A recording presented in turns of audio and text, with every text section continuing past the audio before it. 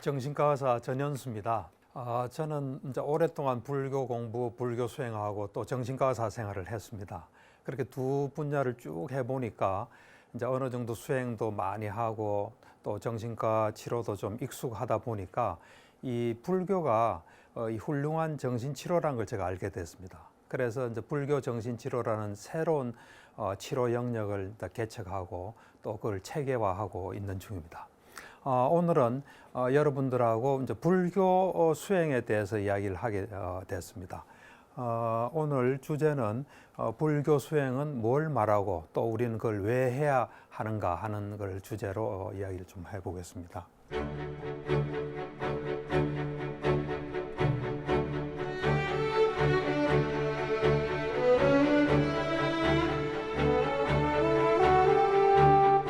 이제 불교 수행은 이제 우리가 이 불교를 접하고 또 불교를 이제 듣고 이해하는 것도 굉장히 중요하지만 이제 불교 수행은 그걸 실제로 경험하는 겁니다.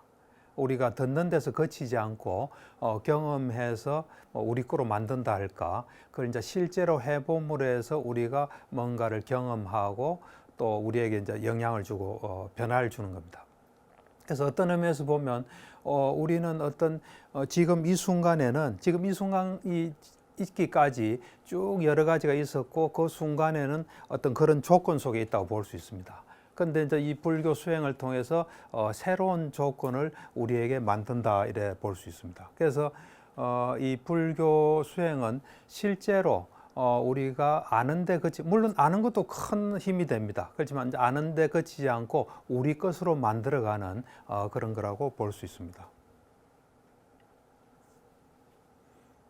그래서 이 불교 수행이 뭐냐 하는 문제는 불교가 무엇인가 하는 거하고 밀접한 관계가 있습니다. 왜냐하면 불교가 이런 거다 하는 그것을 경험하는 거니까 불교를 온전히 알아야 또 경험할 수 있기 때문에 불교 수행이 이런 거다 하고 알게 되면 불교는 또 이런 거다 하고 충분히 알게 됩니다. 그래서 이제 왜 우리가 이런 불교 수행을 해야 되나 하는 것은 우리 자신이 사실은 괴롭기 때문에 해야 됩니다. 우리가 안 괴로우면 왜 하겠습니까? 제가 이래 주위에서 보면 참 능력 있고 잘 살아가는 사람들 잘 살지 뭐 불교 수행은 하지 않습니다. 그렇지만은 우리가 정말 본질적으로 좀 더 지혜로워지면 우리가 어떤 상황에 있고 거기서 벗어나려면 어떻게 해야 된다를 우리는 알 수 있게 됩니다. 그래서 이 사실은 이 불교 수행은 우리가 어떤 존재인지 또 알고 그러므로 해서 우리가 괴로움에서 벗어나기 위해서 불교 수행은 필요하고 또 해야 되는 겁니다. 근데 이제 이 불교 수행은 이래 보면 목표가 다 다를 수 있습니다.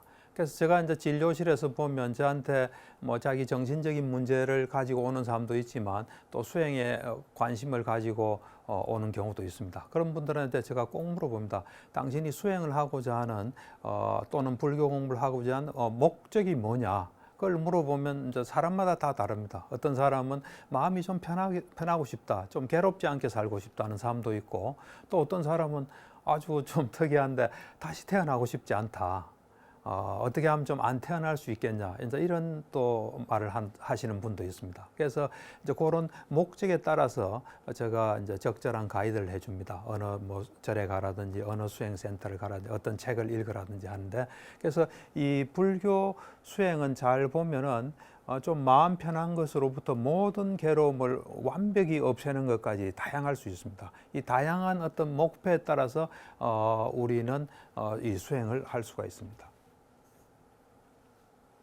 그래서 이제 이 수행을 왜 해야 되는지 하는 것에 대해서 굉장히 도움이 될 수 있는 경전이 하나 있습니다. 제가 이 경을 보고 굉장히 좀 재미있게 봤는데 사실 이 경전은 처음에 이제 부처님이 비유로서 말씀하십니다. 우리 존재가 어떤 상황에 처했다. 처음에 비유 말씀하시고 각각이 이런 거다. 이제 숫자들이 막 나옵니다. 그래서 저는 불교를 오래 공부하고 잘 이해한 사람이 있으면 요걸 보여주고 이게 뭘 말하느냐고 좀 물어보면 그 대답하는 정도에 따라서 불교를 잘 이해한 것이 아닌가 할 정도로 굉장히 그 재밌는 경전입니다. 그래서 이 독사경이라는 경인데 초기경전 상류다 니까에 있는 경입니다.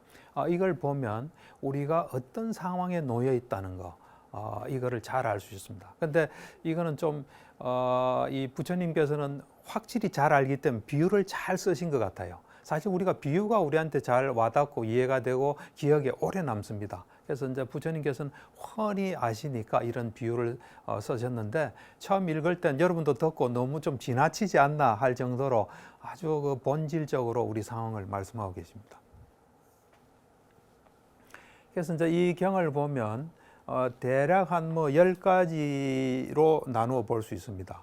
그러니까 이제 이 경이 처음에 이제 비유로서 말씀하시는데 어떤 사람이 이제 어느 지역에 왔습니다. 오니까 그 동네 사는 사람이 이 지역에 뱀이 4마리 산다. 근데 그 뱀은 굉장히 독이 강하고 아주 성격이 포악하다. 조금 잘못하면 당신을 물어 죽일 수도 있다. 근데 당신이 여기에 살게 되면 그 뱀을 한 번씩 올려다가 햇빛도 쬐게 하고 뭐 좀 씻겨주기도 하고 먹을 것도 줘야 된다. 하니까 그 말을 듣고 거기 있을 사람이 어디 있습니까? 그러니까 혼비백산에서 도망가는 거죠. 그래서 막 도망을 가는데 또 사람들이 그럽니다. 지금 당신을 죽이려고 5명의 살인자가 쫓고 있다. 당신 만나기만 하면 그냥 칼로 죽이려고 쫓아오고 있다니까. 그 말 들으니까 이제 더 도망가는 거죠.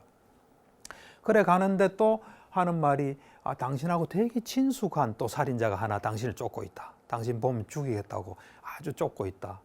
그런 말을 해요. 그래서 이제 지금 뱀이야 뭐 일단 어느 정도 피하면 되지만 살인자는 자기를 계속해서 쫓아오는 거니까 엄청나게 이제 도망을 간 거죠. 도망을 가서 혹시 사람 사는 마을이 있나 하고 찾아보니까 저기 마을이 있어요. 그래서 이제 마을에 좀 그래도 안심이 돼서 마을에 들어갔는데 마을에 아무것도 없는 거예요. 사람들이 있으면 좀 도움도 받고 뭐 이런 살인자에 대비할 수 있는 장비도 좀 구하려고 했는데 들어갔더니 마을이 텅텅 빈 거예요. 뭐 살다가 그냥 간 것 같아요.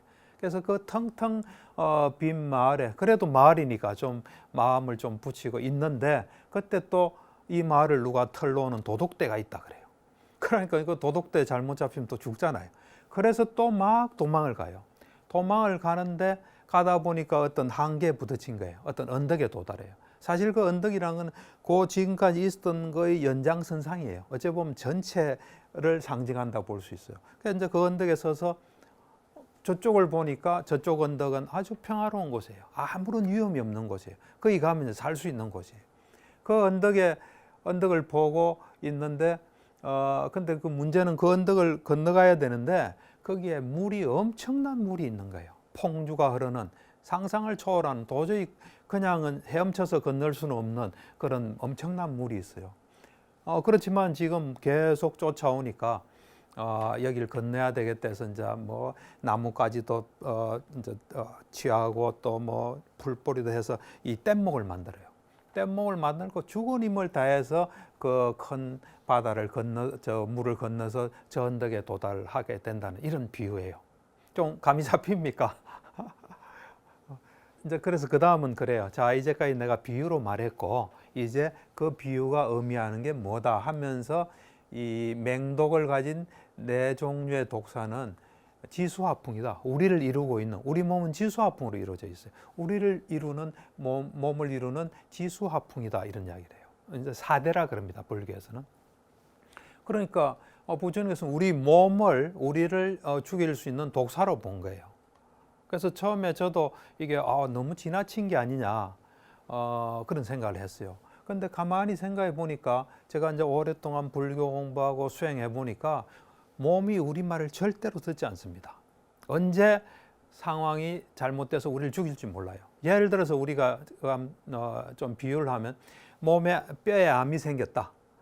그러면 그 이제 이 뼈란 것은 지가 중심이 되는 자거든요. 그래서 지라는 그 독사한테 물린 거예요.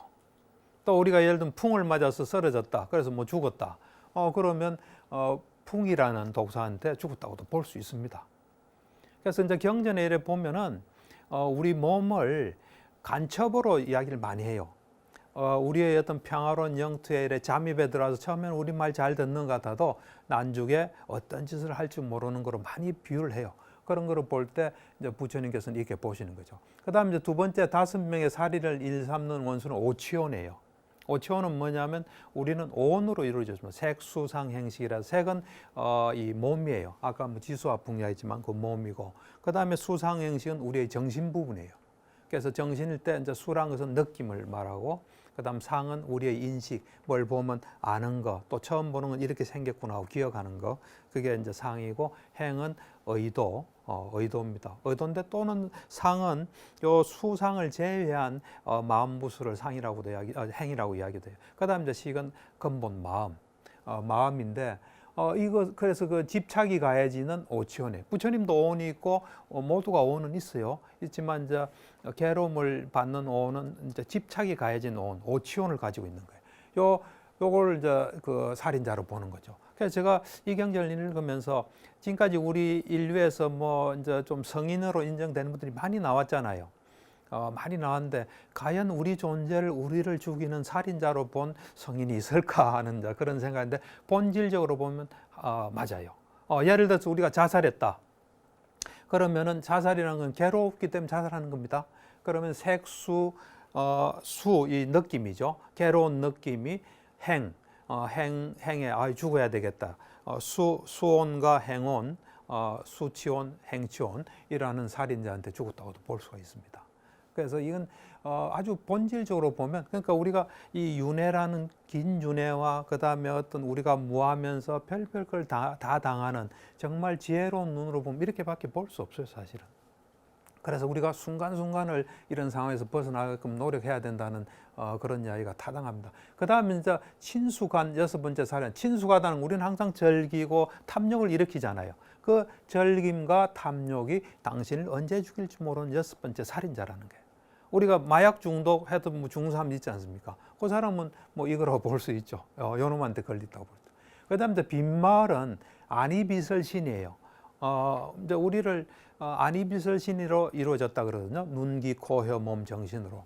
그래서 우리가 이런 상황이니까 잘 살아보려고 또 괴롭지 않으려고 막 노력하는데 정말 지혜로운 눈으로 보면 그건 도움이 안 된다는 거예요. 그거 가지고 눈으로 아무리 해봤자 도움 안 된다는 거예요. 뒤에 정말 도움되는 건 뗏목, 노력 이런 거예요. 그래서 우리가 그 뭔가 발버둥 치지만 그게 도움 안 된다는 것이 이제 안이비설신이 우리는 괴로우니까 뭐 눈으로 뭐로 정신으로 온갖 궁리하지 않습니까? 그거는 빈말과 같다는 거예요. 말이 빈. 그 다음에 이제 그것도 빈말을 터는 도둑되는 색성향 미촉법이에요. 우리 눈에 눈기, 코, 혀, 몸에 대상되는 이게 수시로 우리를 또 노린다 이겁니다. 좀 이해가 됩니까? 이해가 된다면 불교적인 이해가 상당히 있는 분이에요. 그 다음에 이제 이언덕은 이제 앞에 이런 것들이 다 일어날 수 있는 근거예요. 이건 자기 존재가 있다. 내가 있다는 게요. 그걸 우리 이제 불교에서는 유신견이라 그래요. 내 존재가 있다, 내 몸이 있다, 내 마음이 있다, 내가 있다는 이런 것들이 있기 때문에 앞에가 다 성립된다는 거예요. 그래서 이언덕은 이제 그 유신견, 자기 내가 있다는 거. 그래서 이제 이 저쪽 언덕은 뭐냐면은 열반 또는 아라한, 열반의 이름, 열반은 괴로움이 완전히 없어진 경지고 거기에 완전히 성취한 사람 아라한이라 그러죠. 그건데 그래서 지금 건너야 되는데 큰 호수란 것은 거기에 엄청난 물이 있는데 그건 4가지 폭류라고 그래요. 폭류는 뭐냐면 감각적 욕망, 또 존재, 견해, 그 다음에 무명, 이런 폭류가 흐르기 때문에 거기서 우리가 살아남기 힘들다는 게. 감각적 욕망이라는 건 눈, 귀, 코, 혀, 몸, 정신으로 좋은 걸 자꾸 취하는 거예요, 이게. 그 다음 존재랑 우리가 존재하고자 하는 욕망, 좀 더 나은 존재를 잊고자 하는 욕망 이런 겁니다. 견해랑은 우리가 각종 생각을 해요. 올바른 생각을 하지 않고 각종 생각을 하면서 그 생각 때문에 10년, 20년 뭐 죽을 때까지 그냥 흘러가는 거예요. 그 다음 무명이라는 것은 이제 요 앞에 것이 근본 원인이 무명이에요. 무명은 이제 사성제에 대한 무명이에요. 뭐 사성제는 뭐 자세히 설명 안 해도 되겠죠. 하여튼 고성제, 집성제, 멸성제, 도성제인데 간단히 이야기하면 존재가 있게 되면 괴로움을 피할 수 없다는 거예요. 그게 고성제예요. 그럼 그 존재가 어떻게 생겼냐? 그것이 집성제인데 가래 때문에 생겼다 또는 12연계에 생겼다. 물론 가래도 12연계의 한 지분이에요. 그래서 그거 생기게 된 원인. 그 다음 멸성제. 그런 괴로움이 완벽히 없어질 수 있다는 게. 보통 사람들은 괴로움 어떻게 완벽히 없애냐 하지만 불교 부처님께서는 괴로움이 완벽히 없어진 경지가 가능하다는 게 멸성제. 그리고 그 길에 이르는 길이 도성제, 팔정도랍니다. 그 다음에 이제 노력은 불굴의 정진이에요. 엄청난 노력을 하는 거예요. 내 속에 안 좋은 게 있으면 없애고, 또 안 좋은 게 안 일어나게 하고, 또 내 속에 좋은 게 있으면 계속하고, 좋은 게 없으면 또 일어나게 하는 불굴의 정진. 그래서 저언덕에 도달했다.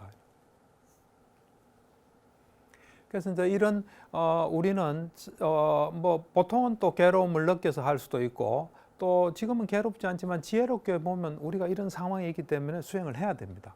그래서 이제 불교란 건 이제 그 수행에, 특히 초기 불교는 수행에 대한 지도가 완벽히 이래 구비되어 있어요. 어떻게 하면 어떤 경지 딱 이래 다 돼 있어요. 지도를 그리라면 그릴 수가 있습니다. 근데 이제 이런 수행에 대해서는 지도를 받아야 됩니다. 왜 그러냐면 한 번도 안 가본 길이기 때문에 잘못 갈 수가 있어요. 잘못 가다 보면 처음에 잘못 간 거는 조금이지만 나중에 보면 큰 차가 있어요. 제가 이제 수행한 경험을 돌이켜 보면은 부처님이 말씀하신 그대로 해야 그 목표점에 도달하지, 거기서 약간이라도 차이 나면 그건 도달되지 않습니다. 그래서 항상 제일 좋은 것은 이 먼저 그걸 경험한 사람의 지도를 받아서 조금 잘못될 때 또 지도 받아서 바로 오고 해서 해야 됩니다. 그래서 제가 이래 볼 때는 올바른 방법으로 많이 해야 좋은 결과가 나옵니다. 그래서 이제 수행은 지도가 필요한데 이거는 이제 그 맨 마지막으로 이 지도를 받을 때 이제 잘 받아야 됩니다. 우리는 어떤 사람들은 보면 지도하는 사람한테 실망해서 지도 안 받는 사람도 많이 봤어요. 저도 수행처에서 시간을 많이 보냈기 때문에. 그러니까 제가 볼 때는 우리가 지도를 필요로 한다는 건 내한테 뭔가 필요한 게 있지 않습니까? 그리고 지도를 해줄 수 있는 분은 그걸 가지고 있는 거예요. 그럼 그것만 좀 집중하는 게 좋습니다. 그래서 내가 그 도움을 받을 수 있도록 해야 돼요. 근데 그 주시는 분이 그걸 이제 좀 어떤 힘든 점이 있어서 주기가 어렵다 하면 우리가 도와줘서 받을 수 있도록 해야 돼요. 그렇지 않고 그냥 저분은 인격이 좀 그렇다 뭐 이러면 자기가 얻을 수 있는 걸 못 얻어요. 우리 목적에서 이탈될 수 있습니다. 그리고 또 이거하고는 좀 다르지만 우리가 이제 수행체에서 제가 이래 보면 우리가 수행체 가면은 수행을 잘할 수 있는 터전을 마련해야 돼요. 그렇지 않고 어떤 분들은 내가 귀한 시간을 내서 왔으니까 아무하고도 이야기 안 하고 수행하겠다 이러는데 그러면은 근데 사실 수행할 때는 번뇌가 제일 장애예요. 그렇게 생활하다 보면 다른 사람하고 충돌이 생길 수 있어요. 그럼 수행을 할 수가 없습니다. 그래서 어떻게 하면 내가 좀 여기서 편안하게 생활하고 수행 잘할 수 있고 어려움이 없을 수 있도록 틀을 잘 닦고 그 다음에 수행하는 게 좋습니다. 그래서 이제 우리가 우리 인생은 여기서 끝이 아닙니다. 계속 이제 이어지는 건데 죽을 때 가져가는 게 세 가지가 있습니다. 보시한 거 가져갑니다. 내가 누구한테 준 거 가져갑니다. 내가 뭐 시계를 차고 있다가 죽으면 그 시계는 내가 못 가져갑니다. 누구 필요한 사람한테 주면 내가 가져갈 수 있어요. 보시한 거 가져갑니다. 그 다음에 계를 지킨 거 가져가고 수행을 한 것이 가져가게 됩니다. 이건 이제 안구따라 니까에인데 이 보시와 계는 이 조금 어째 보면 공덕이 약한 공덕입니다. 수행이 가장 강한 공덕입니다. 그래서 이 행위경에 보면은 보시계를 조금만 하고 그 다음에 수행은 전혀 공덕이 없다. 이러면 우리가 죽어서 보시계는 좀 지켰으니까 사람으로는 태어납니다. 그런데 좀 불우한 사람으로 태어납니다. 그런데 이제 보시계는 어느 정도 하고 수행은 안 했다. 그러면 좀 아주 운이 좋은, 좀 좋은 조건의 사람으로 태어납니다. 근데 이제 보시기에는 아주 굳건하게 했지만 수행은 좀 안 했다 하면 욕계천상에 태어납니다. 이제 우리가 이런 이제 어려운 수행을 이제 해야 될 때 그냥 무작정 할 수는 없습니다. 수행을 할 수 있는 뭔가를 갖추어서 해야 돼요. 예를 들면 우리가 이제 물건을 뭐 생산하고 싶다. 그러면 이제 공장에서 뭐 설비를 갖춰야 되잖아요. 그렇듯이 우리 수행자도 갖춰야 될 게 있어요. 그걸 우리는 이제 오건이라 그러는데, 그거는 이제 그 빨리어로 인드리아예요. 인드리아는 왕국이라는 뜻인데 시스템으로 보시면 돼요. 우리가 육건이라는 이야기 있죠. 아니비설신의 할 때 그때도 건을 붙이거든요. 그러니까 볼 수 있는 시스템이라는 거예요. 이게 들을 수 있는 시스템 이런. 그래서 이 수행자는 이제 5가지 시스템을 잘 갖추어야 수행을 할 수 있는데 그 5가지가 믿음, 정진, 마음챙김, 삼매, 지혜예요. 그래서 내가 볼 때는 이 믿음이 모든 것의 출발점이에요, 사실은. 근데 이제 이 믿음이라는 걸 우리가 잘 보면 모른다는 겁니다. 처음 하는 사람이 모를 수밖에 없죠. 부처님도 처음엔 몰랐을 거예요. 그렇지만 이제 열심히 하다 보니까 알게 됐죠. 그래서 우리는 이제 모르는 상태에 누구든지 놓이게 돼요. 그 모르는 상태 때 이제 2가지 길이 딱 전개가 됩니다. 하나는 이거 나도 한번 해보고 싶다. 또 이거 뭐 좀 그럴듯하다. 이거 좀 한번 해보자 하는 게 믿음입니다, 사실은. 그에 비해서 이거 못 믿겠다. 나 이거 뭐 관심도 가지기 싫다. 그러면 이제 믿음이 없는 거예요. 그러니까 이 불교의 믿음은 그냥 좀 길만 나서고 관심을 가지게 하는 정도로서 충분합니다. 더 이상은 요구하지 않아요. 그 뭐 내용을 믿으란 말은 절대로 하지 않습니다. 그래서 이 믿음이 이제 출발점이 사실됩니다. 그렇지만 믿음이 또 끝까지 아주 중요한 작용을 해요.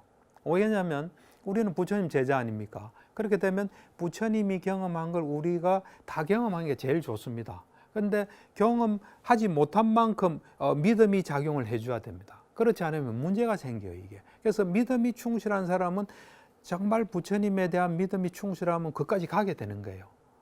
그래서 이 믿음은 어찌 보면 시작이자 아주 그 어떤 목표를 도달할 때까지 충분히 언제나 작용해야 되는 요소예요, 사실은.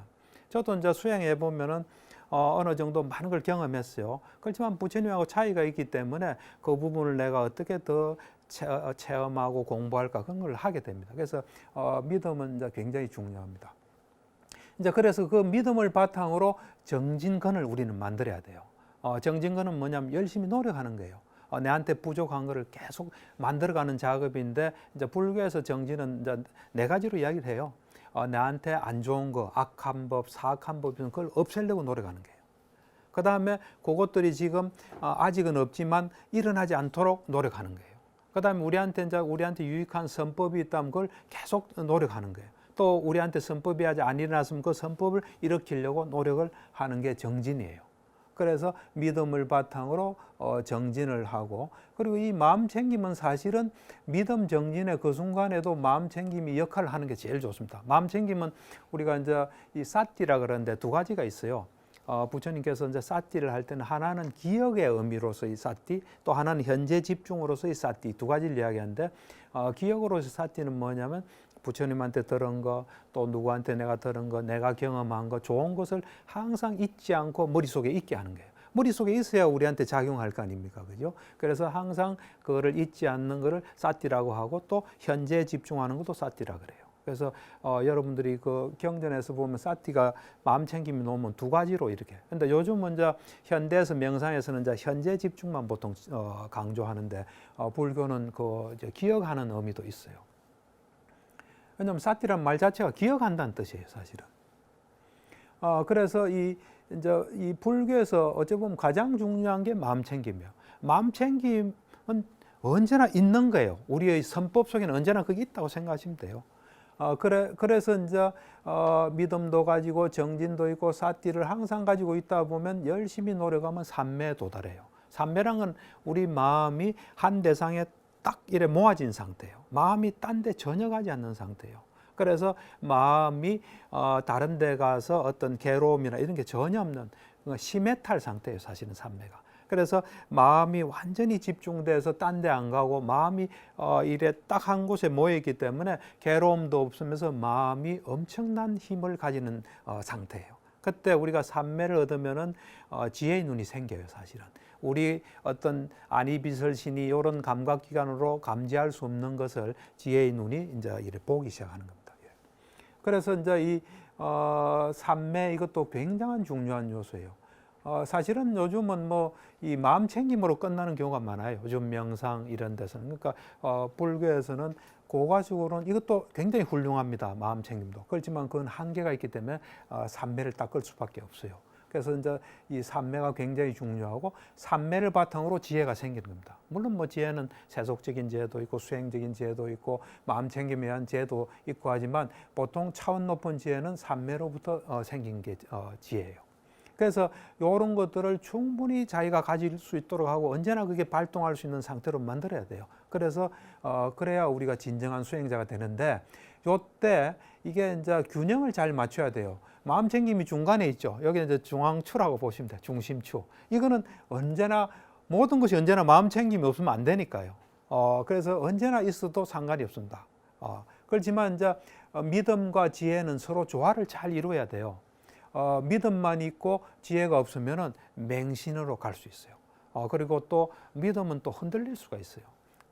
그리고 또 다른 사람한테 말할 땐 영향력이 없어요, 또 이게. 그래서 언제나 믿음을 가지고 지혜를 닦아야 되는데, 지혜도 이게 이제 그 믿음과 지혜가 같이 일해 서로 견제 역할을 해줘야 되는 게 뭐냐면, 우리가 좀 노력하다 보면 누구든지 지혜를 가질 수 있어요. 근데 한계가 있는 지혜죠. 그때 부처님에 대한 믿음이 뚜렷하면, 나는 요까지는 지혜가 있지만 이건 없다. 그래서 이 겸손한 마음이 되고 언제나 노력하는 마음이 되는데, 이 믿음이 약해지고 하면은 내가 대단한 걸 얻었다 하고 교만해지기 쉽습니다. 그러고 거기에 안주할 수 있어요. 그래서 이 믿음과 지혜가 조화를 이루어야 되고, 정진과 삼매가 또 서로 조화를 이루어야 돼요. 정진은 막 열심히 하는데 그러다 보면 덜 떨 수도 있고, 또 심한 경우는 상기가 될 수도 있어요. 이 상기병인 사람들을 보면 대부분 정진이 좀 과도한 경우예요. 그럴 때 이 삼매가 이 정진을 잘 잡아줄 수 있고, 또 삼매는 또 마음이 편안하고 번뇌가 없는 상태이기 때문에, 물론 이 삼매도 대단한 경지지만 그때 또 우리는 약간 이 좀 올려주는 북돋는 노력을 해야 될 수 있어요. 그럴 때 또 정진이 필요할 수 있어요. 그래서 요 5권은 다 이렇게 좀 조화를 이루는 게 굉장히 중요합니다. 수행이나 불교에서 볼 때 모든 선법, 유익함은 다 두 가지의 기반을 둔다고 보시면 됩니다. 하나는 열심히, 게으르지 않고 열심히 하는 거. 또 하나는 지혜롭게 주의를 기울이는 거. 지혜로운 주의. 그래서 열심히 하면서도 이상하게 하면 곤란하거든요. 지혜롭게 하면서 열심히 하는 거. 이 둘이 가장 중요합니다. 그래서 수행처에 가서도 내가 수행 잘하면 어떻게 해야 되나, 그걸 지혜롭게 잘 알아서 해야 됩니다. 자기 뭐 열심히 한다지만 그게 뭐 맞지 않으면 나중에 큰 나쁜 결과가 옵니다. 그래서 이제 이 정진, 아까 우리가 열심히 하면서 지혜롭게 해야 된다 할 때 열심히에 해당되는 정진인데, 정진을 어떻게 해야 되나 하는 것에 대해서 이제 잘 알려주는 재밌는 경이 하나 있습니다. 이것도 안구따라 니까에 나오는 경인데, 게으름과 열심히 정진함의 사례경. 그래서 요 8가지를 게으른 사람과 열심히 하는 사람이 차이가 있습니다. 첫 번째, 이제 뭐 비구들에 해당되지만 우리한테도 적용이 될 수 있습니다. 비구들도 뭐 청소도 해야 되고 당번도 해야 되고 뭐 일을 해야 되지 않습니까? 그렇게 이제 일을 앞뒀을 때 부지런한 비구는 이렇게 생각합니다. 내가 일하는 동안에 수행을 할 수가 없다. 그러니까 지금 시간이 있을 때 수행 열심히 하고 그다음 일하자. 이렇게 딱 생각해요.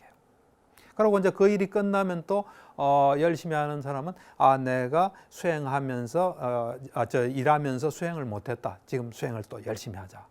그게 부지런한 사람입니다. 게으른 사람은 이렇게 생각합니다. 이제 일을 해야 됩니다. 일하면 피곤할 텐데 좀 쉬어서 하자. 에너지를 좀 비축하자. 이래가지고 쉽니다. 그다음 일하고 나면 좀 피곤하다. 좀 쉬자. 그런다. 여러분들 좀 어떻습니까? 그다음 이제 비구도 길을 떠나야 됩니다. 길을 이제 떠나기 전에 똑같습니다. 길 가는 동안 내가 공부하거나 수행 못한다. 지금 또 열심히 하자. 이제 그리고 길 가고 난 뒤엔 또 못했으니까 하자. 게으른 사람은 길 가려면 피곤하니까 좀 쉬자.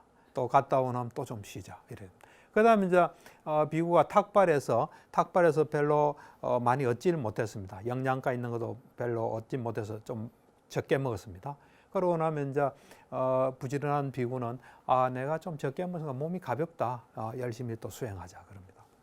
그다음에 이제 때로는 또 영양가 있고 푸짐하게 해서 충분히 먹었습니다. 그럼 이제 부지런한 비구는 내가 충분히 먹어서 에너지가 많다. 열심히 하자 그럽니다. 이제 게으른 사람은 탁발해서 못 얻어 뭐 이게 잘 못 먹어서 힘이 없다. 좀 쉬자 그럽니다. 그다음 많이 먹고 나면 또 좀 쉬자 그럽니다.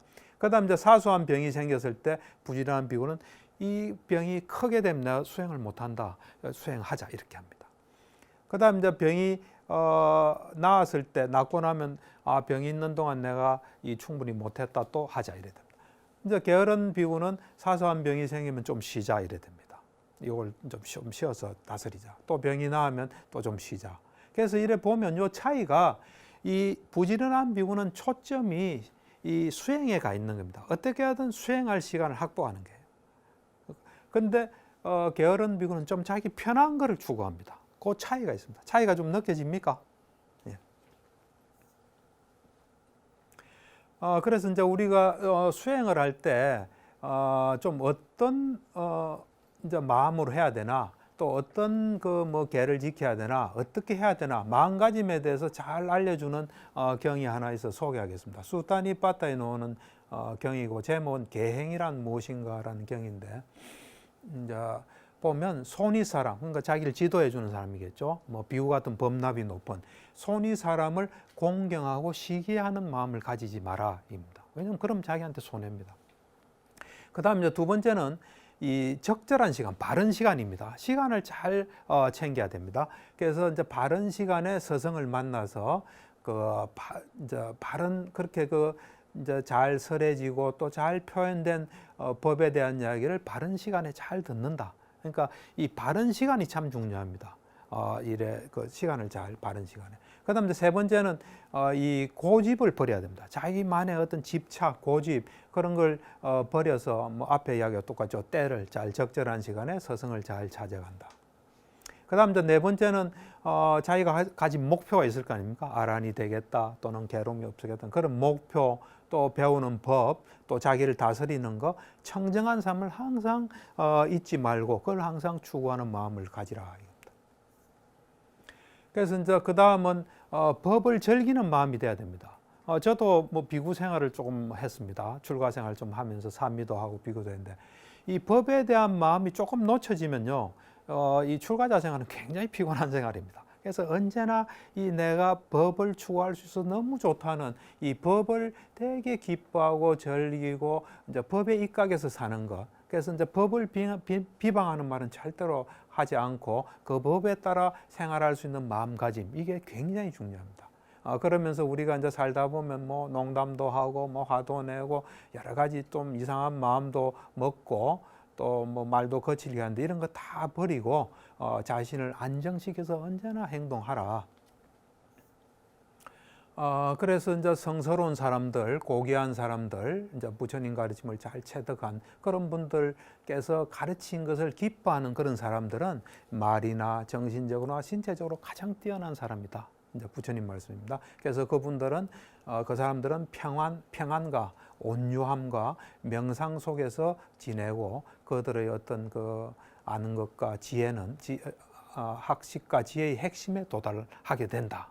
요 7가지를 잘 하면은 이렇게 된다 해서 우리가 항상 이런 걸 좀 명심할 필요가 있습니다. 그래서 이제 우리가 수행하다 보면 이제 뭘 좀 경험할 수도 있습니다. 이제 경험한 걸 가지고 막 이래 이제 자랑하고 막 이래 이제 저 허풍 뜨는 그런 사람들 이래 이제 부처님이나 부처님의 어떤 제자들이 잘 이래 보면은 잘 질문하면 그 사람들이 이제 공궁에 처한다. 그래서 그런 사람들을 보면 지금 여기 있는 게 10가지입니다. 요 10가지 좀 안 좋은 것들이 있다. 그래서 하나는 뭐냐면 계를 잘 안 지킨다. 그다음 믿음이 확실하지는 못하다. 믿음이 확실하면 그런 건 안 하죠. 그다음에 이제 배운 것이 적다.